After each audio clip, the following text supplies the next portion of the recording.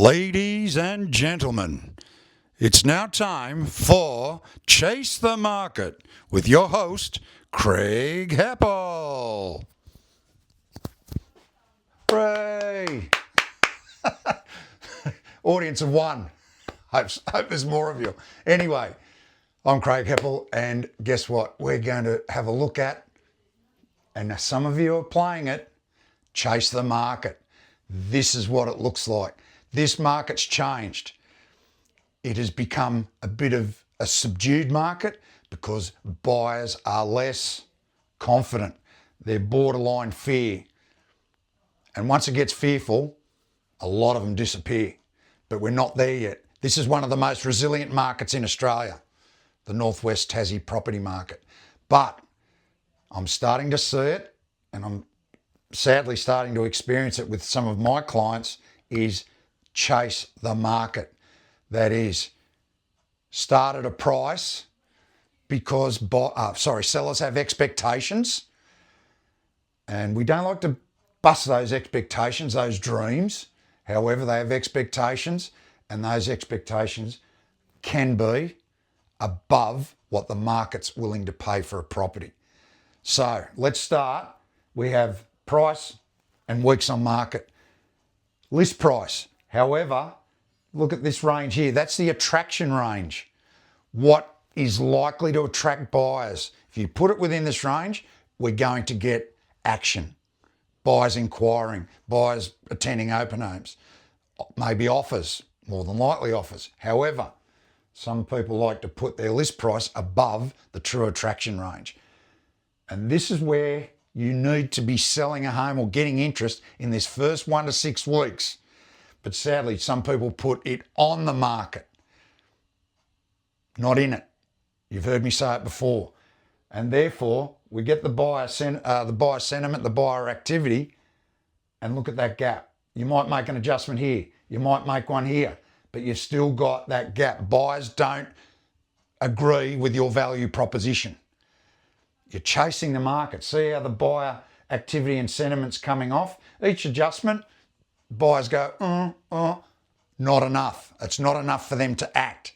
And then ultimately, there might be a serious adjustment, and that could bring it below our attraction range. Whereas you probably, highly likely, would have got a premium price if you'd have got it right in this first 1 to 6 weeks, right? Instead of chasing the market down. And eventually, you'll get it to a price where you are on target. The bottom feeders, we'll call them, the buyers who wait for the bargains, they might get a bargain. Whereas you had your premium buyers here, fresh to the market at an attractive price. So what I mean by attraction price, it might, or attraction range, might be, we've assessed it 800 to 850, for example, right? Just taking a number. Listed it for offers over or from 899, above that attraction range. Nothing's happened. Adjustment, right? Whereas if you had have put it in that attraction range, probably a deal done within or maybe just above that attraction range. So where does this property, where could it end up if we sell it week 12, 14, 16? Where might it end up? And that's the hard part. It could end up, say, at 790 because it sat on the market too long. You got the bottom feeders looking for bargains, whereas you had the premium buyers here. This is where it's at. Don't think for a second, if I sell early, I've sold it cheap. You've been in the market and you've had buyers competing with each other. I hope you understand that. You want buyers competing with each other. So chase the market, but one of the magic phrases I continue to hear and have heard for 24 years, we're not in a hurry. Guess what? Neither's the market. The minute you put it out there that you're not in a hurry, the market's not in a hurry. And it'll sit and it'll sit and it'll sit. And eventually, this is who you're attracting. We're in a good market. It's remaining solid. It's doing a little better than most of the mainland areas.